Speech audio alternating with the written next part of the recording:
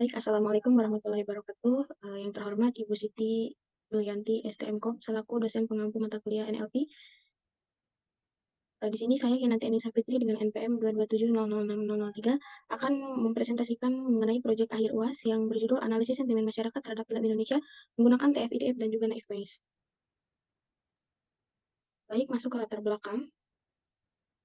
Latar belakang dari proyek yang saya buat. Latar belakang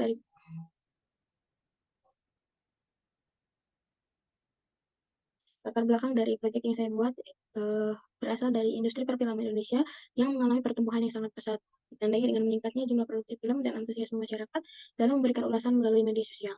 Namun, opini-opini tersebut cenderung tersebar dan tidak teratur, sehingga menyulitkan produser dan pemangku kepentingan dalam memahami sentimen publik yang objektif. Jika tidak dianalisis dengan baik, hal ini akan menyebabkan ketidaksesuaian antara film yang diproduksi dengan preferensi penonton, pada akhirnya akan menurunkan kepuasan dan juga daya saing film lokal. Penelitian sebelumnya terbatas pada genre tertentu, yaitu genre horor, yang serta belum mengeksplorasi metode klasifikasi alternatif seperti naive Bayes yang dikenal lebih sederhana dan juga efisien. Oleh karena itu, diperlukan pendekatan sistematis menggunakan teknik TF-IDF dan juga algoritma naive Bayes untuk mengklasifikasikan sentimen masyarakat terhadap berbagai genre film Indonesia secara lebih luas dan representatif. Lalu selanjutnya, kebaharuan dari proyek referensi sebelumnya. Penelitian sebelumnya yang saya gunakan sebagai referensi yaitu penelitian oleh Jessica tahun 2024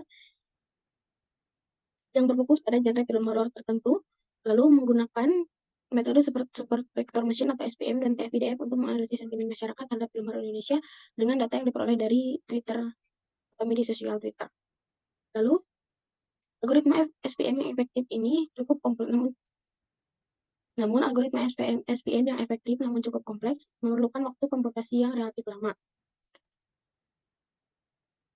Meskipun model yang digunakan berhasil mencapai akurasi 82,51%, namun metric precision, recall, dan F1 score masih rendah. Lalu kebaruan yang saya lakukan pada proyek ini yaitu cakupan genre yang diperluas, mencakup semua genre film Indonesia, lalu mengganti algoritmanya menjadi multinomial naive Bayes yang dikhususkan untuk klasifikasi teks dan sangat efisien dalam pengolahan data berskala besar.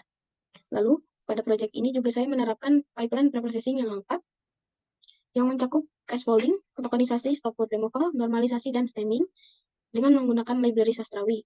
Yang keempat, evaluasi yang lebih komprehensif dan juga seimbang dengan penggunaan data yang telah distandarisasi juga digunakan untuk meningkatkan proses cross-validation. Lalu, proyek ini juga memberikan solusi alternatif untuk melakukan analisis sentimen masyarakat terhadap Indonesia dengan metode pembobotan TF-IDF, klasifikasi naive Bayes, dan tahapan pembersihan data yang lebih terstruktur. Kebaruan ini juga mengisi celah penelitian yang belum dikaji sebelumnya. Lalu selanjutnya, analisis kebutuhan proyek terdiri dari beberapa poin. Yang pertama ada kebutuhan data, di mana untuk mendapatkan hasil model klasifikasi yang akurat, diperlukan kumpulan data ulasan atau opini masyarakat tentang film Indonesia yang berasal dari platform media sosial atau dataset terbuka, seperti Twitter atau platform review film lainnya. Data tersebut harus berisi teks ulasan dalam bahasa Indonesia yang secara seimbang menunjukkan sentimen antara positif dan juga negatif. Lalu yang kedua ada kebutuhan fungsional. Sistem harus mampu melakukan pre-processing teks, mengekstraksi fitur menggunakan TF-IDF, mengklasifikasi sentimen menggunakan F-Bias, menghasilkan visualisasi representasi berupa word cloud dan juga conversion matrix, serta menghitung metrik evaluasi berupa akurasi, presisi, recall, dan juga F1 score. Lalu yang ketiga ada kebutuhan non-fungsional, di mana sistem diharapkan memiliki performa komputasi yang efektif dan juga dapat digunakan di lingkungan lokal seperti di Google Colab dengan spesifikasi yang menengah. Lalu, sistem juga diharapkan memiliki dokumentasi kode yang terstruktur untuk memudahkan replikasi dan juga evaluasi. Selanjutnya, keempat ada kebutuhan non-fungsional. Kebutuhan perangkat lunak. Bahasa pemrograman yang saya gunakan yaitu Python dengan versi 3.11, lalu pustaka yang saya gunakan yaitu Pandas, Scikit-learn, Sastrawi, Wordcloud, Matplotlib, dan Seaborn. Lalu, editor yang saya gunakan untuk pembuatan proyek ini yaitu Google Colab dan format input datanya Excel atau .xlsx. Lalu yang kelima ada kebutuhan evaluasi, di mana dibutuhkan metode evaluasi klasifikasi berbasis conversion matrix yang mencakup akurasi, presisi, recall, dan juga F1 score. Cross-validation juga dilakukan pada data pelatihan untuk memastikan keandalan model. Selanjutnya ada dataset, di mana dataset ini merupakan bagian yang sangat penting dari proyek ini karena membantu dalam proses pelatihan dan pengujian model. Dataset yang digunakan terdiri dari dua kelas sentimen utama, yaitu positif dan juga negatif, yang dikategorikan berdasarkan kata kunci dari isi tweet tersebut. Proyek ini menggunakan 1434 ulasan atau tweet dengan distribusi kelas yang relatif seimbang. lalu diproses dalam tahap prapromsesan dengan library sastrawi pada penggunaan stemming dan normalisasi kata untuk mendukung klasifikasi sentimen berbasis bahasa Indonesia. Dengan metode ini, diharapkan data yang diolah dapat menunjukkan karakteristik bahasa informal masyarakat Indonesia yang sering digunakan di platform digital. Lalu selanjutnya ada arsitektur project. Arsitektur ini dimulai dari pengumpulan data atau sumber data dari scraping Twitter dan juga pencarian dataset dari Kaggle. Kemudian dilakukan fase pre-processing teks berupa cascoding, cleaning, tokenisasi, stop word removal, normalisasi, dan juga stemming. Selanjutnya, setelah dilakukan pre-processing, TF-IDF digunakan untuk mengekstraksi fitur dari dokumen yang menghasilkan representasi vektor. Selanjutnya, vektor fitur dibagi menjadi data latih dan juga data uji sebesar 80/20. Setelah itu, data uji digunakan untuk pelatihan model klasifikasi menggunakan algoritma naive Bayes, dan data latih digunakan untuk evaluasi model berdasarkan metrik seperti akurasi, presisi, recall, F1 score, dan confusion matrix. Sebelum proses selesai, hasil prediksi sentimen akan divisualisasikan melalui workflow dan juga grafik. Setelah itu, proses selesai. Selanjutnya masuk ke tahapan-tahapan dari pembuatan proyek. Yang pertama ada pengumpulan data.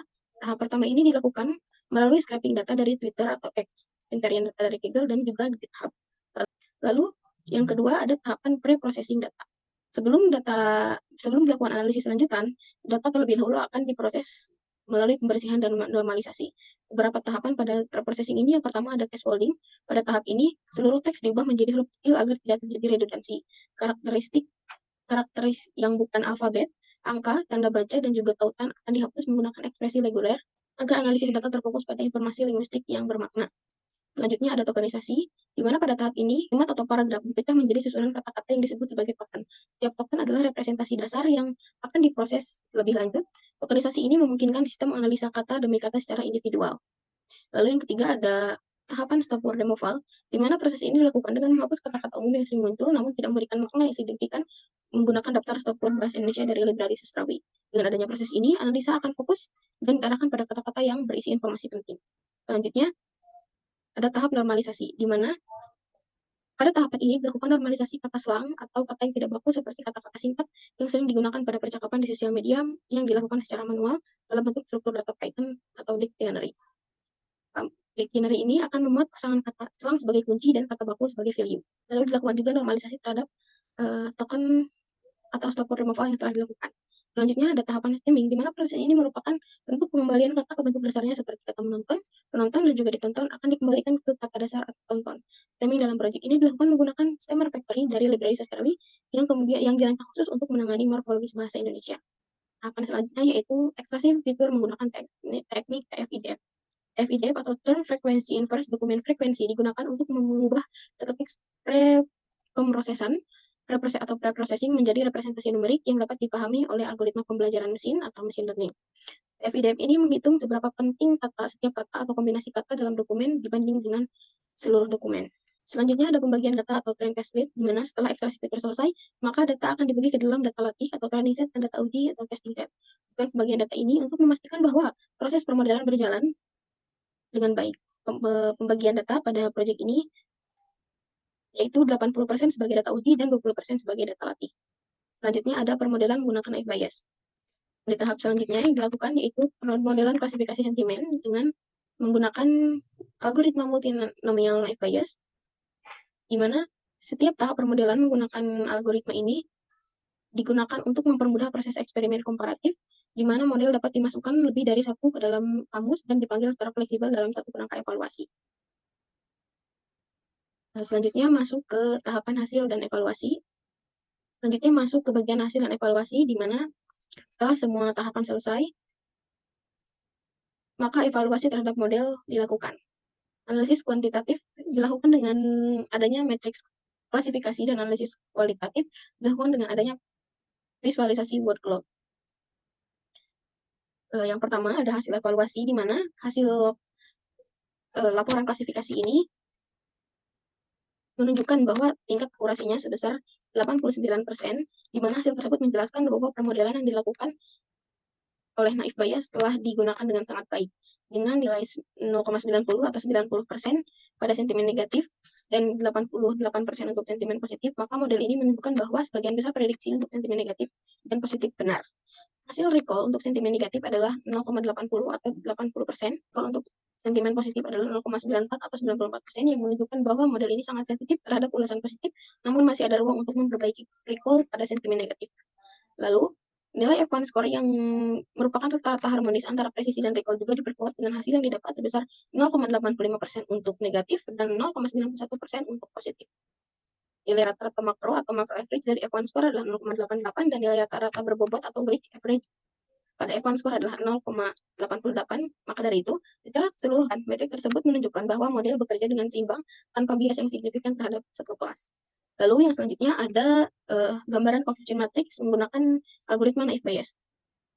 Pada gambar ini menunjukkan merupakan Gaussian matrix yang memperkuat hasil distribusi klasifikasi yang aktual dari semua total ulasan 172 dengan label positif, sebanyak 162 berhasil diprediksi benar sebagai ulasan positif, dan 10 ulasan yang salah diklasifikasikan sebagai ulasan negatif.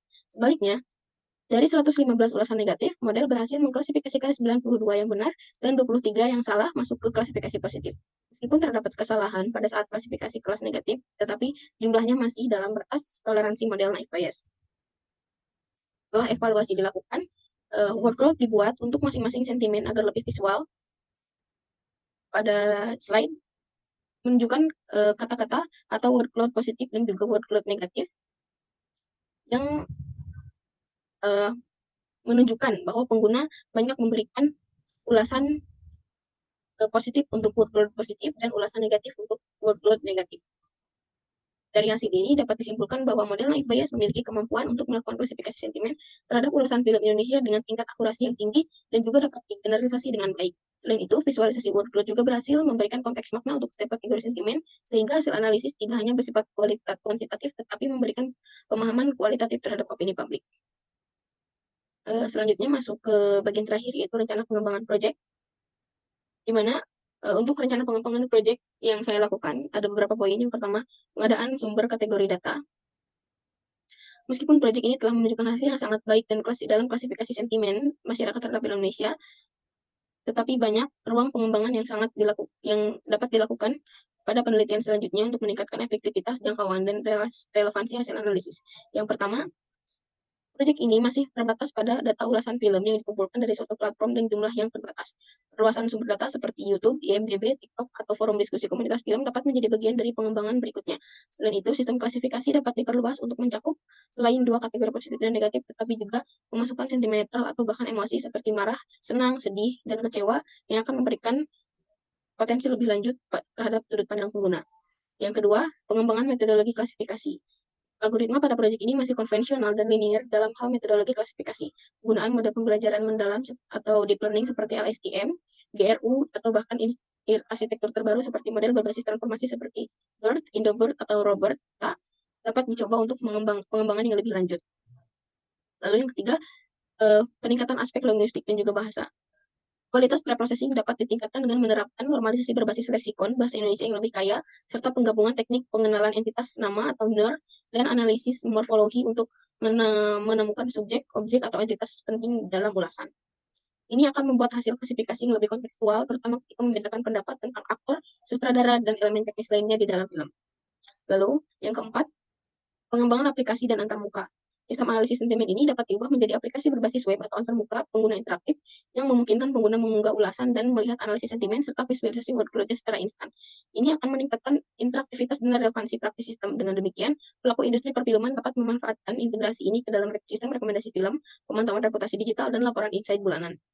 Lalu, yang terakhir, evaluasi model dan validasi lanjutan, di mana pengembangan berikutnya harus mencakup metode evaluasi yang lebih komprehensif seperti penerapan visual validasi silang (scaffold), uji coba terhadap data tak berlabel, dan penerapan pengujian hipotesis statistik untuk membandingkan efektivitas metode atau fitur ekstraksi yang berbeda.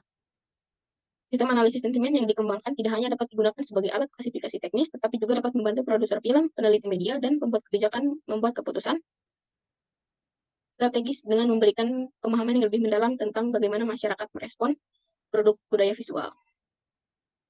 Baik, mungkin sekian yang dapat saya sampaikan. Mohon maaf apabila ada kekeliruan dan kesalahan. Terima kasih. Wassalamualaikum warahmatullahi wabarakatuh.